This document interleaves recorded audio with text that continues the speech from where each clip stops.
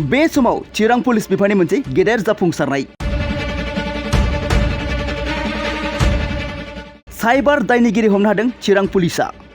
नंगौ, चिरां पुलिस बिफाननि जाफुंसार हाबा। गोख्रों सं दानायनि गेजेरजों साइबार दायनिगिरि हमनो हादों चिरां पुलिस बिफाना। मख'नो गोनांदि थांनाय सनिबारनिफ्राय गोख्रों सिग्रोमनायाव बिजनी पुलिस थानानि सिङाव थानाय गासै सास्नि साइबार दायनिगिरिफोरखौ दिनै हमनो हादों। पुलिसनि आखायाव गोग्लैनाय साइबार दायनिगिरिफोरखौ बिजनी कावाटिकानि 34 बोसोर बैसोनि आफसार उद्दीन, 1 नं दनसियापारानि 37 बोसोर बैसोनि मालटेब आली, 27 बोसोर बैसोनि आब्दुल आवाल, 29 बोसोर बैसोनि आखेर आली, 22 बोसोर बैसोनि साद्दाम हुसैन, गुलाब हुसैन आरो फैमाइसालिनि 22 बोसोर बैसोनि मीर कासेम होनना सिनायथि मोन्दों।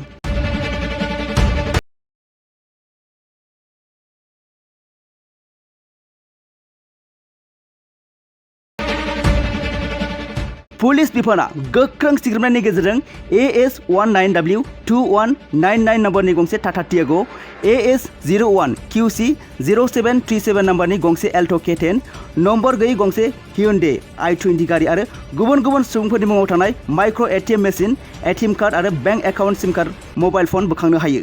आरो बे समाव पुलिसा आयदानि सायाव गोथौयै नायबिजिरगासिनो दं।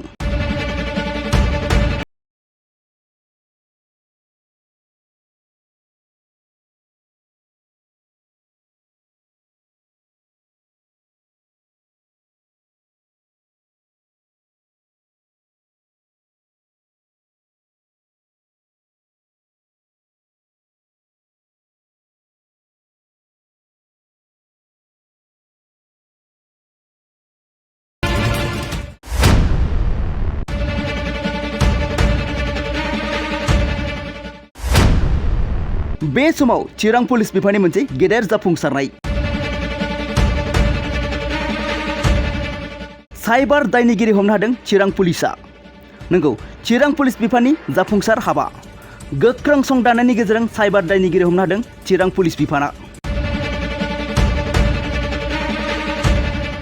मख'नो गोनांदि थांनाय सनिबारनिफ्राय गोख्रों सिग्रोमनायाव बिजनी पुलिस थानानि सिङाव थानाय गासै सास्नि साइबार दायनिगिरिफोरखौ दिनै हमनो हादों। पुलिसनि आखायाव गोग्लैनाय साइबार दायनिगिरिफोरखौ बिजनी कावाटिकानि 34 बोसोर बैसोनि आफसार उद्दीन, 1 नं दनसियापारानि 37 बोसोर बैसोनि मालटेब आली, 27 बोसोर बैसोनि आब्दुल आवाल, 29 बोसोर बैसोनि आखेर आली, 22 बोसोर बैसोनि साद्दाम हुसैन, गुलाब हुसैन आरो फैमाइसालिनि 22 बोसोर बैसोनि मीर कासेम होनना सिनायथि मोन्दों।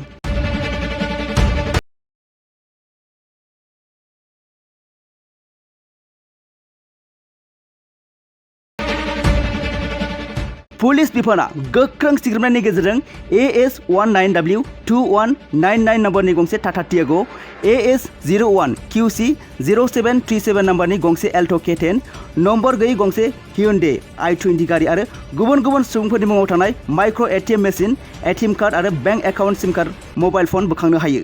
आरो बे समाव पुलिसा आयदानि सायाव गोथौयै नायबिजिरगासिनो दं।